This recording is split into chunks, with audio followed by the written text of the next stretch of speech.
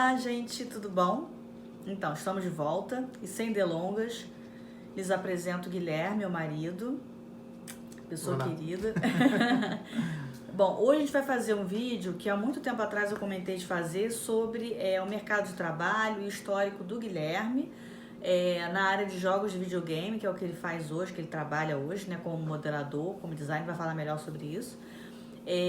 Então, assim, a gente vai comentar o geral e sempre lembrando que são dicas, que é a nossa vivência, que é a vivência dele, não é a verdade absoluta, são opiniões que podem te ajudar caso você esteja pensando também na ideia de seguir essa carreira aqui no Canadá, tá? Lembrando, moramos no Quebec, o mercado de trabalho vai ter muito a ver com Montreal, né? E essa área daqui, essa província francófona que a gente mora.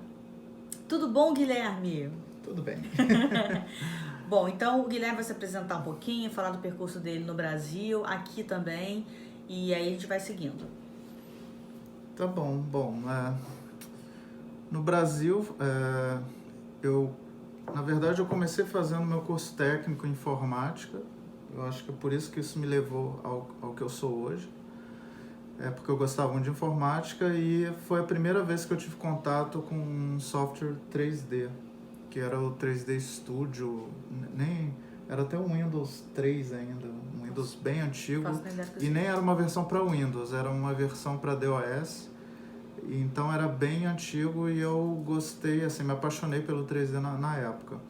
Mas eu segui minha carreira, acabei em informática, resolvi ser professor de matemática, fiz universidade de matemática, mas eu sempre fazia uns trabalhinhos para escritório de arquitetura, de 3D, e também era um tipo de lazer também. Eu fazia muito 3D como lazer, fazia meus personagenzinhos e tal, mas nunca pensando em trabalhar realmente profissionalmente no Brasil, porque eu pelo menos na época que eu morava no Brasil, não tinha um mercado tão bom para 3D pensando em jogos. De repente, para publicidade, tem um mercado maior, mas para jogos ainda era bem complicado. Então eu resolvi ser professor, virei professor de matemática, mas sempre fazendo pequenos trabalhos em 3D. E quando a gente pensou em migrar, né, eu pensei em aprender alguma coisa sobre jogos, porque eu pesquisei um pouco o mercado de trabalho do Canadá em geral e eu vi que Quebec, que é a província que a gente estava vindo, tem um mercado grande de videogames. Então eu pensei, pode ser uma possibilidade. Eu trabalhei com informática muito tempo atrás, mas era mais programação, essas coisas. Mas eu sempre tive também essa coisa do lado artístico, né? Eu sempre gostava de fazer pinturas em telas, desenhos, e fazia também as minhas diversões em 3D. E aí por isso que eu achei que seria uma porta de entrada aqui no Canadá. E eu estudei um pouquinho por minha conta no Brasil de videogames, mas nada muito sério. E quando a gente chegou aqui, né, eu tentei arrumar emprego em videogames, mas foi um pouco complicado porque tinha a questão da língua. Meu francês não era muito bom na época. Não era muito bom no sentido de... A ideia não é falar um francês perfeito, mas de se comunicar sem perder nada, não entender o que, por exemplo, um entrevistador tá te perguntando. Isso ao meu ver, isso é grave. Se você não entende, se ele repete, se ele fala de outra forma, você continua sem entender, isso vai demonstrar uma limitação que a comunicação pode causar, né? Então, eu estava um pouco assim, meu francês não era muito bom. O inglês na época era um pouco melhor que o francês, mas também não era suficiente, eu acho, assim que a gente chegou, né? E eu realmente não consegui algumas entrevistas, mas não consegui um emprego a tempo pleno, né, que a gente fala aqui, full time em videogames. Fiz alguns trabalhos de freelancer para fazer coisas em Photoshop, coisas 2D, não era o que eu queria, mas realmente foi complicado. E foi que eu decidi fazer alguma formação aqui para tentar arrumar emprego com mais facilidade, né? Sim. E acho que foi mais ou menos esse percurso até chegar no curso que eu comecei a estudar. Enquanto o Guilherme estudava, eu trabalhei, como fazem muitas pessoas que vêm para cá, né? Pessoalmente casal, família. Normalmente um vai trabalhar para ajudar com a parte de recurso, e são trabalhos que a gente chama aqui de trabalhos de início mesmo, né? Em um restaurantes, ou em atendimentos, enfim. E aí você, e um quanto o outro estuda, isso é muito comum. Lembrando que a gente veio como residente permanente na época, e por isso também, não vou dizer que é só essa razão, mas é uma das razões pelas quais muitas pessoas vinham meio despreparadas na língua. Claro que se você fosse alguém que soubesse mesmo a língua no Brasil, soubesse o francês ou o inglês, seria ainda melhor, né? Mais fácil para arrumar trabalho aqui quando chegasse. Mas a gente, como residente, na época não tinha prova de idioma que tinha que fazer, em 2013, 2011, aliás, quando a gente fez isso tudo, a gente não tinha, em relação a vir para cá estudando, como muita gente está fazendo agora pelo PEC, né? Que é vir como estudante internacional, depois, e toda a documentação pedir residência. Tudo isso também faz com que a pessoa às vezes fique mais preparada na língua do que a gente quando veio para cá. Isso é a nossa situação, tá? Claro que tem gente que deve ter vindo com francês até muito melhor que o nosso, né? Porque estudou em escolas muito boas no Brasil e a gente não teve tanta essa oportunidade. Mas enfim, Guilherme chegou e então ele escolheu, né? Depois que ele falou, começou a pesquisar sobre escolas, né, Guilherme? Essa pesquisa de escolas, como é que você chegou a essa escola que você começou a estudar? Você lembra disso? Eu lembro porque eu precisava trabalhar rápido, né? Porque Sim. a questão financeira tinha que ser resolvida, né? A gente não veio com muito recurso, então a gente precisava... A Ellen, como ela disse, trabalhou um emprego que é o salário mínimo, talvez. O salário mínimo daqui. Que também não é um salário ruim, né? Não. Acho que agora tá $12,5 a hora. A hora, mais ou menos. Eu ganhava até mais, na época era 18 e pouco a hora, porque era um emprego dentro de hospital, né? Então, salário diferente. Mas era um trabalho que não rolava por muito tempo, porque era muito cansativo, enfim, aquelas coisas, né? Então eu queria fazer um curso rápido, porque aqui tem vários cursos, se você quiser trabalhar em mercado de videogames. Só que tem muito curso que vai levar 3 anos para você concluir. E tem muito curso que ele é muito geral. Você sai sem... Porque você vai estudar modelagem, você vai estudar animação, design, iluminação, efeitos especiais, tudo isso numa formação só. Então você sai sabendo um pouco de tudo, mas você não sai muito especialista de nada. E eu não era isso que eu queria ter uma especialização bem pontual e eu também queria que fosse rápido. Então eu cortei essas formações todas universitárias, de muito longas, até porque isso aqui não quer dizer nada, se você faz uma universidade ou não, é muito mais o seu perfil, o seu portfólio, o seu currículo que vai interferir. Se você tem uma universidade em jogos, um mestrado em videogames, e se você fez um curso mais simples, mas que o seu perfil é mais ideal para aquela vaga, é você que vai levar a vaga. Então eu escolhi um curso rápido, um curso que leva 11 meses. Ele tem um total de 1.170 horas, o curso total. Eu paguei muito barato, porque como eu era já residente, eu devo ter pago um pouco mais de $300 a formação toda. E a gente ainda pediu bolsa para o governo na época, e é uma bolsa muito boa. Na verdade é uma bolsa empréstimo, porque parte desse dinheiro que eles te dão para você usar durante a sua formação, realmente eles te dão, é um dinheiro que você não vai precisar pagar, mas um percentual você sempre paga. E essa parte que você vai pagar no fim do curso, não necessariamente logo após o final do curso. São eles 6 dão meses normalmente. Prazo grande. E quando você paga parcelado. Eu acredito que seja muito justo.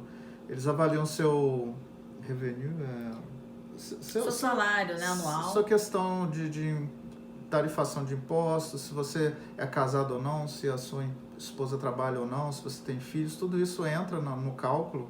Então você paga uma parcela. Eu paguei muito pouco e recebi um dinheiro bom, mas foi o dinheiro necessário para eu estudar, né? Sim. Ajuda nas despesas de qualquer forma, né? De aluguel, essas coisas, então é muito bom. E uma formação que eu fiz foi em francês.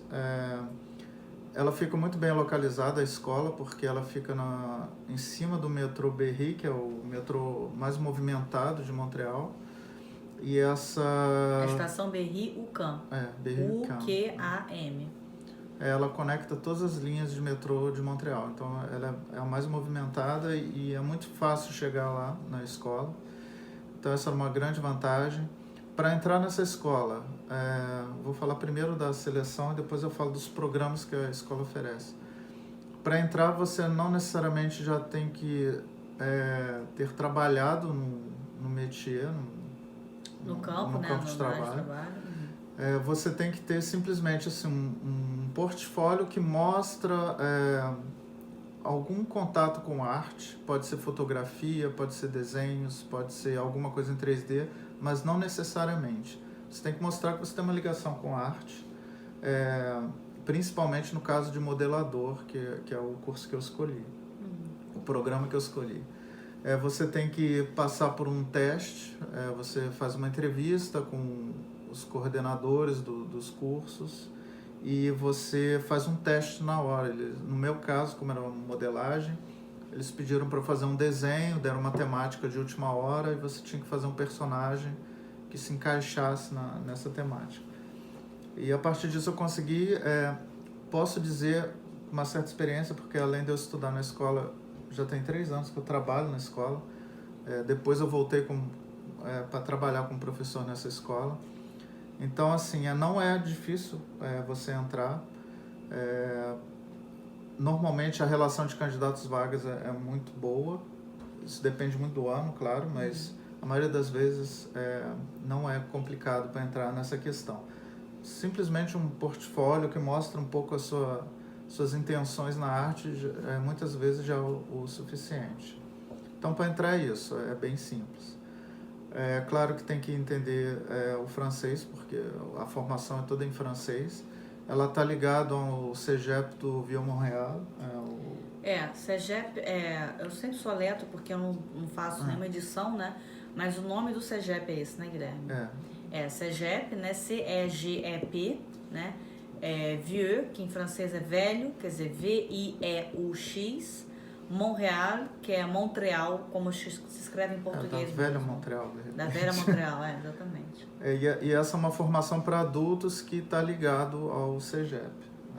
Né? É uma formação que eles chamam de AEC, Atestação de Etudes Colegiais. É um curso técnico. Não precisa traduzir, porque isso nem tem a tradução em português. Mas as siglas são essas, AEC. E lá a escola ela oferece 3 programas: modelagem orientada a videogames, animações orientada a videogames.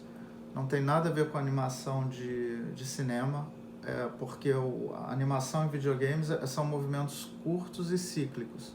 Então você vai fazer alguém atacando com uma espada, então você começa um movimento em um ponto, você faz o movimento e volta para aquele ponto. Então são realmente animações bem curtas. Então, por isso que é possível fazer em 1 ano, né? Porque a gente sabe que a animação é um métier bastante complexo se você estiver pensando em cinema. Então, também é uma formação de 1 ano. E tem também de level designer, que é basicamente a parte que você vai desenhar os níveis, né, do jogo, vai planejar como o jogo vai funcionar, como que funciona o gameplay, a maneira que você vai jogar. Entra um pouco de código, mas muito pouco, para programar um pouco como que as coisas vão funcionar no jogo. E a minha formação, na verdade, ela funciona em 3 sessões. Acho que isso é importante dizer. A primeira... Não são sessões, quer dizer, não são semestres, né? São trimestres. É pegar o período anual, tirando as pequenas férias, né? Que tem um período no Natal, que é grande, e dividir em 3, é mais ou menos isso. Eu não sei exatamente quanto que começa cada um. Tá. Mas assim, quando começa, a pessoa começa quando? Início do ano ou meio do ano? Vamos tentar lembrar. Porque a gente termina em julho, né? Eu lembro quando eu terminei, mas então eu não lembro exatamente. Então você deve começar em agosto, né? No outono, eu acho. Outono, tá. E no inverno é a 2ª sessão, mais ou menos assim. E termina de novo em julho, provavelmente, ou no meio do ano seguinte? No meio de julho do ano seguinte. 11 meses, quer dizer, praticamente 1 ano, né? Tá, então começa no meio do ano, mais ou menos, e termina quase no meio do ano seguinte, né? Digamos assim. Tipo, começa no outono e termina no início do verão, fim da primavera, alguma coisa assim. Digo isso porque a gente no Brasil tem muita coisa de começar em janeiro, fevereiro, ou depois do carnaval, e terminar Natal, né? E aqui muitos dos estudos começam no meio do ano e terminam Se for um ano só, termina no meio do ano seguinte. Se for um estudo mais aprofundado em outras áreas, como é o meu, por exemplo, que é um DSC, o meu tem 3 anos. Então, começa no meio de um ano e termina sempre o ano seguinte no meio do ano. Então, isso é interessante. Por que a gente está comentando isso? Para ficar sempre alerta para as inscrições de qualquer um desses cursos. Primeiro que é uma inscrição que ela tem que ser feita bem antes do período de início, né? Isso tudo tem no site, eu vou deixar no bloco de informações aqui embaixo o link do colégio para se entrar, para ter essa informação, porque as inscrições são sempre bem antes de começar os estudos, né? Não é nada de última hora.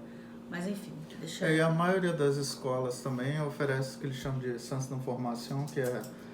Eles apresentam a escola, os programas da escola, como que funciona cada curso. Eles sempre abrem várias vezes antes de começar o período de estudos. Sim. Então eu, por exemplo, participei 3 vezes. Eu fui 3 vezes lá para... É portas abertas, portas abertas, tipo né? portas abertas. Que você... É muito bacana isso, gente. Eles fazem essa abertura exatamente para o aluno. O aluno, às vezes, com os pais, inclusive, vão. Muito normal, quando é mais jovem, né? A criança, ou enfim, adolescente, aliás, que vai começar a estudar, eles vão com os pais muitas vezes. Ou não, vão sozinhos, mas enfim. Chegam lá, eles fazem palestra, eles fazem um tour pela escola, mostrando como são os locais. As perguntas e respostas mais assim comuns, eles respondem todas. Se você precisar também marcar rendezvous, que eles chamam, que é reunião para perguntar, eles são muito abertos a integrar você já antes de você começar a estudar. Então você começa já sabendo muito de como funciona o percurso. Então é muito normal. Todas as escolas aqui fazem isso, independente de ser um AEC como qualquer outra área. Então é sempre interessante ter isso em mente. Procurar as portas abertas, em francês é porte ouverte, né? O Ciência da Informação também, como ele está falando. Procurar, isso obviamente os sites todos têm em inglês também, se você precisar buscar em inglês. Mas vá, não deixe de ir nesses inícios, portas abertas, que ajudam muito a gente depois também para o início dos estudos. Mas então é isso, ele divide em 3 sessões as formações nessa escola. E a primeira são as ferramentas básicas, quer dizer, acontece de chegarem alunos que não têm nenhum contato com os softwares 3D. Então precisa dessa primeira sessão, que é um pouco para nivelar, a gente aprende os softwares básicos e tudo que é básico relacionado ao curso. A segunda já são projetos. Então a gente vai continuar aprendendo e aplicando o que a gente aprendeu na primeira sessão em projetos específicos. No caso de modelagem, a gente tem que produzir um personagem completo de A a Z e também um ambiente. Quer dizer, você vai escolher que tipo de ambiente, se é uma fábrica, um bar, e você monta isso. E são 2 grandes projetos, fora os pequenos projetos de animação, porque a gente também estuda um pouco de animação.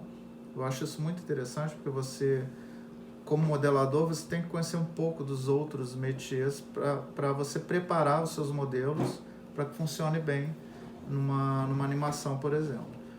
Então a gente tem outras cadeiras também que faz parte da formação, mas essa é a segunda sessão. E a terceira, nesse curso, a gente produz um jogo de verdade. Então e é interessante porque ela junta as outras formações em um projeto só. Então você tem os animadores entram para fazer as animações, os level designers para montar o jogo, e a gente modela os objetos, os personagens, e a terceira sessão é isso. Então ela é bem divididinha, né? E no final você tem a nota em cada sessão, em cada cadeira, e pouco tempo depois você tem o diploma. E foi mais ou menos isso a minha formação, modelagem. No meu caso foi modelagem 3D orientada a videogames. Entendi. E aí tá, após então essa parte da escola, vamos comentar um pouquinho também sobre mercado de trabalho, empregabilidade, como é que isso funciona em Montreal principalmente, né? Que é onde você conhece mais. Eu não sou especialista em mercado. Não somos especialistas, ninguém aqui é especialista, são só vivência e opiniões, né? Mas um pouco que eu pesquisei até mesmo antes no Brasil é que Montreal tem um mercado muito grande de videogames. Quebec forte. Também, a província do Quebec? Quebec tem, mas em termos desculpa, a cidade. Em termos de quantidade de empresas, é absurdo aqui. A gente tem centenas mesmo, mais de 100 empresas de videogames. Claro que eu estou considerando as pequenas, que a gente até fala que são empresas indie, são empresas que muitas vezes é um patrocinador que quer fazer um jogo, então ele investe dinheiro, alguém organiza, reúne os profissionais e é basicamente para fazer um projeto. Se o projeto der certo, pode acabar virando uma pequena empresa de verdade. Mas é que tem muitas dessas pequenas empresas que, como eu disse, é um patrocinador. Então, você vai receber, é garantido que você vai receber o salário, são obrigados a pagar no mínimo o salário mínimo, né? Então, não são grandes salários, mas é uma boa porta de entrada.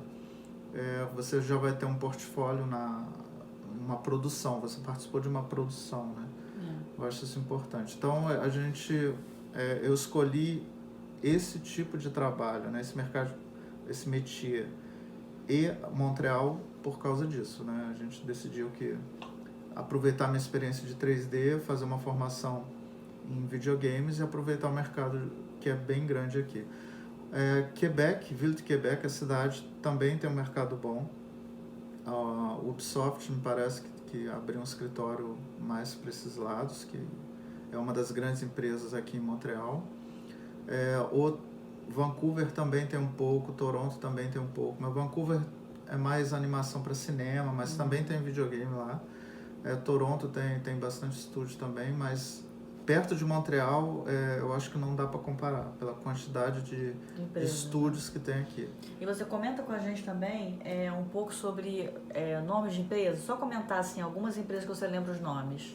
Então, aqui as pequenas e as grandes. Tem as grandes, né, que a Warner Bros. Games, tem a Ubisoft, tem a EA e a BioWare, que são juntas, tem Gameloft, tem Ludia. Essa outra que você falou, não esqueci, eu não vi o nome. Bio o quê? BioWare, W-A-R-E.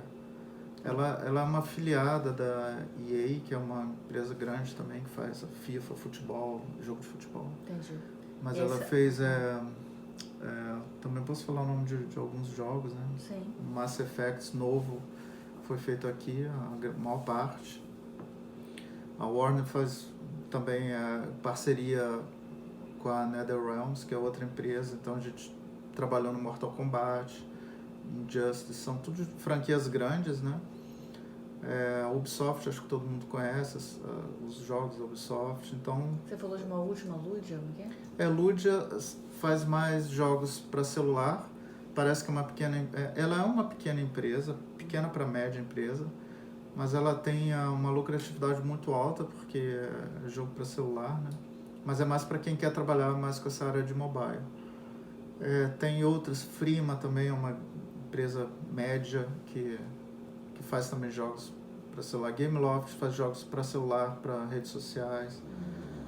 Então tem muita empresa média e muita empresa pequena também. Que você trabalhou também? Eu trabalhei também na Triotech, que é um pouco especial porque ela não é empresa para jogos de console, tipo Xbox, PlayStation. Ela faz jogos para parques de diversões, mas também tem franquias grandes. Eu trabalhei em Fear the Walking Dead, eu trabalhei em Ghostbusters, eu trabalhei em Lego, Ninjago Lego, para Legolândia. Então é bem interessante que é uma empresa que faz jogos interativos, né? Os jogos todos são em 3D, então você usa o óculos 3D, você tem uma arma para você atirar nos inimigos, as cadeiras mexem, então é bem interessante também. E foi uma empresa que eu trabalhei um certo tempo lá, né? Sim. Foi bem interessante. Uhum. E Guilherme, em relação à empregabilidade para quem faz um curso como você fez e mercado de trabalho, é uma coisa assim, algo muito difícil, normalmente, não estou nem de porcentagem, números não, mas o que você vê geral, assim, consegue emprego fácil ou é meio complicado? Isso depende de alguns fatores. Eu posso dizer que é bem fácil se você tem os pré-requisitos que o mercado exige. Quer dizer, se você tem um bom portfólio, no caso do modelador, você tem que apresentar as suas peças num portfólio digital. Hoje em dia eles usam muito o ArtStation, que é uma plataforma para você colocar trabalhos, E é o que é mais usado hoje em dia. Tanto é que se aparece alguém querendo postular para uma vaga, a gente pega o nome da pessoa e vai procurar o ArtStation da pessoa para ver quais são os trabalhos que ela fez. Então, esse é importante. Outra coisa importantíssima aqui é o que a gente chama de network, né? Você tem que ter bons contatos, você tem que participar de todos os eventos relacionados ao seu métier. Você tem que... Eu, como aluno, eu fui um bom aluno, então os professores reconheciam isso. Inclusive, eu estou trabalhando onde eu estou hoje por conta de professores que me indicaram, que me deram boas referências. Só fazer um parênteses, essa coisa do network, né, aqui não é algo assim que o Guilherme teve um pistolão, alguém que indicou, não. Não é nada assim dessa forma, né? É exatamente o caminho que ele fez, é um caminho que qualquer um consegue fazer, né, no sentido de ser bem relacionado aonde você está. Então, ser um bom aluno, ser uma pessoa coerente, razoável ali na relação com os outros alunos, tudo isso conta exatamente como o seu network. Não é algo por fora que você precisou antes, alguém que te indicou. Ele foi indicado, ele recebeu ajuda exatamente pelo comportamento dele e como, né, e como ele lidou, né? Enfim, com toda a vivência daqui de estudo. Ele não trouxe nada do Brasil, ele não conhecia alguém de lá que indicou ele aqui, não.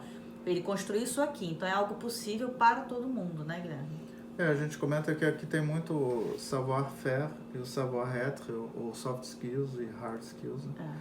Que é o savoir-faire é você saber fazer. Então, se você sabe tudo tecnicamente, como modelar, como todo o processo para colocar um objeto dentro do software de jogo, isso é saber fazer. E isso não é nem um pouco suficiente. Eu já tive alunos e até colegas, quando eu estudei, que eram excelentes nessa parte, mas eles eram assim impossíveis de trabalhar em equipe, faltavam, chegavam atrasados, criavam problemas, então faltava esse savoir-être. Que é o saber ser, né? Saber ser. E aqui os professores, eles sabem claramente quem tem isso balanceado ou não, né?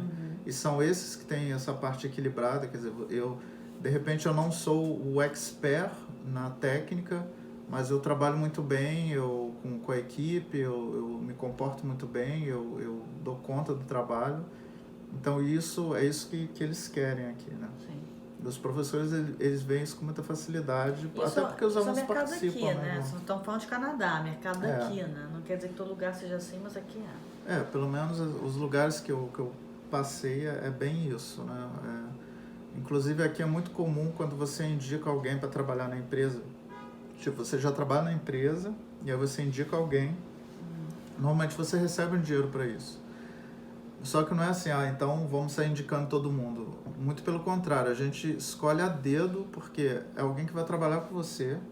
Que você indicou. E você também tem o seu crédito, né? Se você indicou alguém que não trabalha direito e tal, você, quando indicar o próximo, provavelmente vão descartar. E isso é bem importante, né? Por isso que quando eu falo network, é realmente você ter os seus contatos, mas ninguém vai te indicar se a pessoa não acha que você vai funcionar bem naquela vaga. Aqui, realmente, eles sabem separar isso muito bem.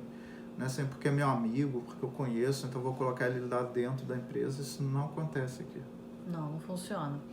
E que fica mais justo, né, com todos. Quer dizer, você construiu você mostrou o seu caráter, você mostrou como você trabalha, e isso é acreditado e realmente conta mesmo isso, né? É importante. E Guilherme, em relação assim, antes de fazer o fechamento, né? Você acha que para uma pessoa que não tem nada nunca teve relação com jogos de videogame, mas tem esse sonho, eu quero fazer, eu tenho vontade, eu quero mudar assim da água para o vinho em relação à área profissional. Você acha que esse tipo de formação, essa formação que você fez, você aconselha, ou você acha que a pessoa precisa ter um pouquinho de background, ter feito algo antes na área para poder entrar nessa carreira? Opinião sincera, assim. Porque assim, como eu agora trabalho numa empresa de videogames, mas eu também trabalho como professor na escola que eu me formei, né? Então eu vejo isso muito com com os meus alunos e eu vejo que eu recebo alunos que realmente não têm nenhum contato com 3D, que chegam lá muito despreparados, entre aspas, né, em termos de conhecimento do pipeline de um jogo, mas lá a formação ela é intensiva, né? É um ano, mas é um ano full time mesmo. Eu lembro quando eu estudava na escola, chegava em casa, continuava estudando em casa, tinha sempre alguma coisa para fazer, raramente não tinha nenhum projetinho, alguma coisa para fazer em casa. Tem como trabalhar? Você acha que não, existia? Impossível. Não pode. Quer dizer, poder pode. Eu já vi alunos que tentaram, mas normalmente quem começa a ir por esse lado de querer trabalhar e estudar ao mesmo tempo, em algum momento ele vai abandonar a formação. Isso já aconteceu durante os 3 anos que eu dei aula, era claro isso. Se a pessoa vai trabalhar por necessidade, né, tipo assim, ela está precisando, realmente eu estou vendo que é isso que vai acontecer, ela acaba abandonando. E é por isso que eles dão bolsa, né? Se ela vai por opção, resolvi trabalhar para ganhar um dinheiro, a maioria das vezes ela desiste, ela larga esse trabalho que ela estava fazendo para tentar recuperar e não ficar reprovada na formação. Mas realmente eu não indico de forma alguma, essa formação pelo menos, ela está clara, ela está escrita que ela é tempo... full time mesmo. Full time, tempo pleno. Em português a gente não tem um pleno. Não. Não. Mas é isso, então realmente não dá para trabalhar. Mas se a pessoa realmente se dedicar,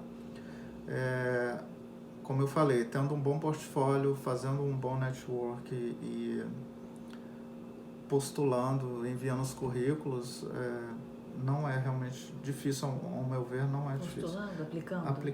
Aplicando. A maioria dos meus alunos, pouco tempo depois, consegue algum emprego, mesmo que seja numa empresa menor.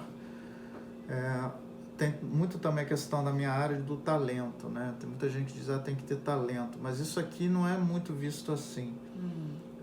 Se você não precisa ser uma estrela, né? Um super artista.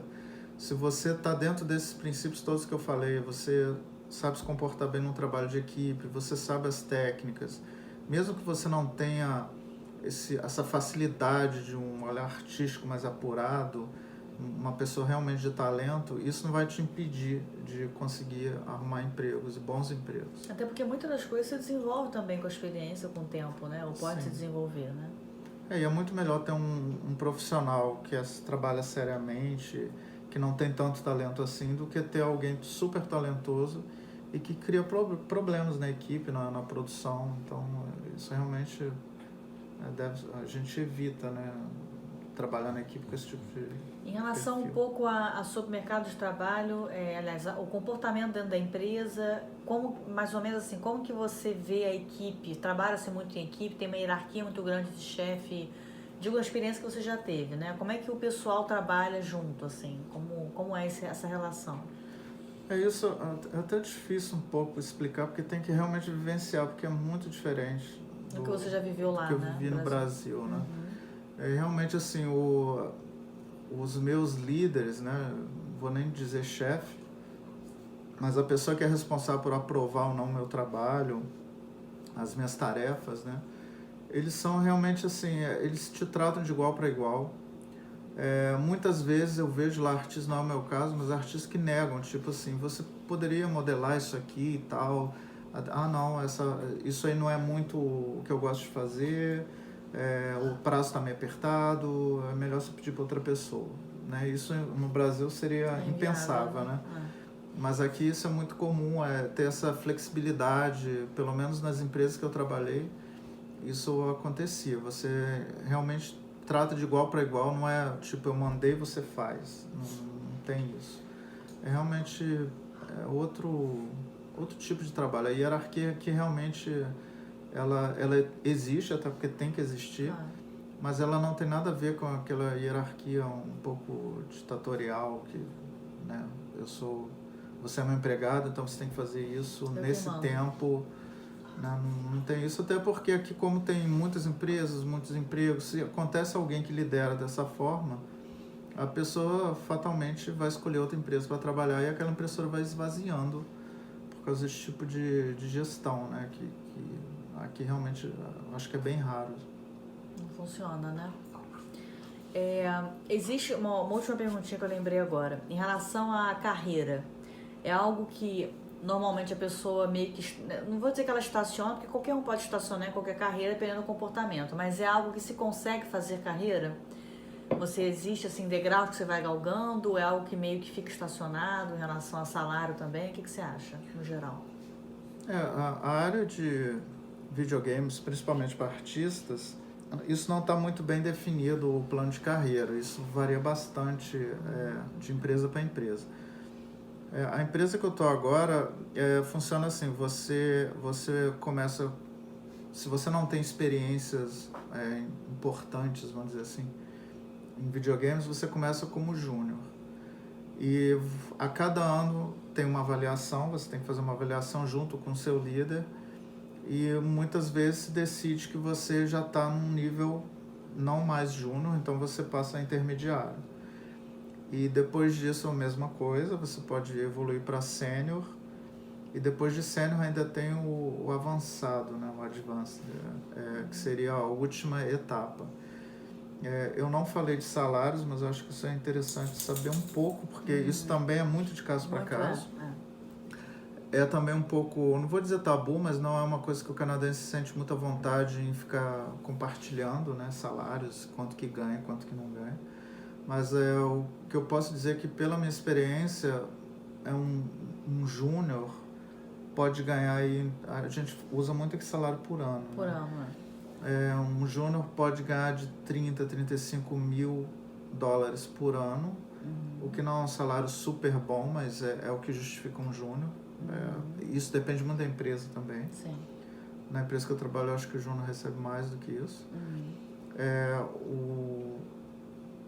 E o máximo, né, vamos dizer assim, não tem como dizer, né?